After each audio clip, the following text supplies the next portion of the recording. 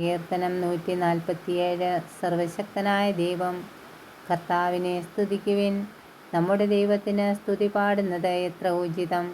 കാരുണ്യവാനായ അവിടുത്തേക്ക് സ്തുതി പാടുന്നത് ഉചിതം തന്നെ. കർത്താവ് ജെറുസലേമിനെ പടുതുയർത്തുന്നു. ഇസ്രയേലിൽ നിന്ന് ചിതറിപ്പോയവരെ അവിടുന്ന് ഒരുമിച്ച് കൂട്ടുന്നു. അവിടുന്ന് ഹൃദയം തകർന്നവരെ സൗഖ്യപ്പെടുത്തുകയും അവരുടെ മുറിവുകൾ വെച്ചുകെട്ടുകയും ചെയ്യുന്നു.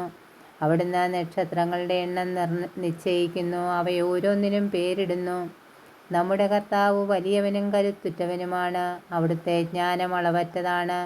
കർത്താവ് എളിയവരെ ഉയർത്തുന്നു, ദുഷ്ടരെ തറപറ്റിക്കുന്നു. കർത്താവിന് കൃതജ്ഞതാഗാനം ആലപിക്കുവിൻ. കിന്നരം മീട്ടി നമ്മുടെ ദൈവത്തെ സ്തുതിക്കുവിൻ. അവിടുന്ന് വാനിടത്തെ മേഘം കൊണ്ട് മൂടുന്നു. ഭൂമിക്കായി അവിടുന്ന് മഴയൊരുക്കുന്നു. അവിടുന്ന് മലകളിൽ പുല്ല് മുളപ്പിക്കുന്നു.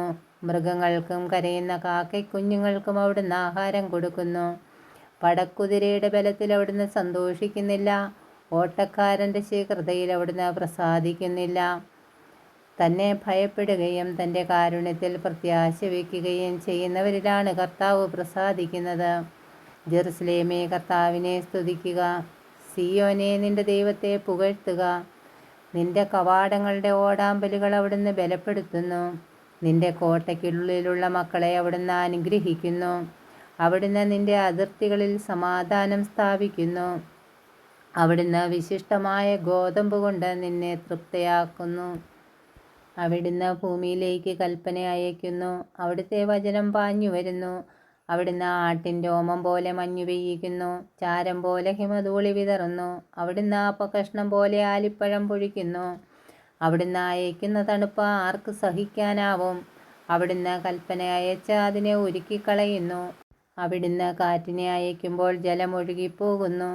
അവിടുന്ന് യാക്കോബിന് തൻ്റെ കൽപ്പനയും ഇസ്രയേലിന് തൻ്റെ ചട്ടങ്ങളും പ്രമാണങ്ങളും വെളിപ്പെടുത്തുന്നു. മറ്റൊരു ജനതയ്ക്ക് വേണ്ടിയും അവിടുന്ന് ഇങ്ങനെ ചെയ്തിട്ടില്ല. അവിടുത്തെ പ്രമാണങ്ങൾ അവർക്ക് അജ്ഞാതമാണ്. കർത്താവിനെ സ്തുതിക്കുവിൻ.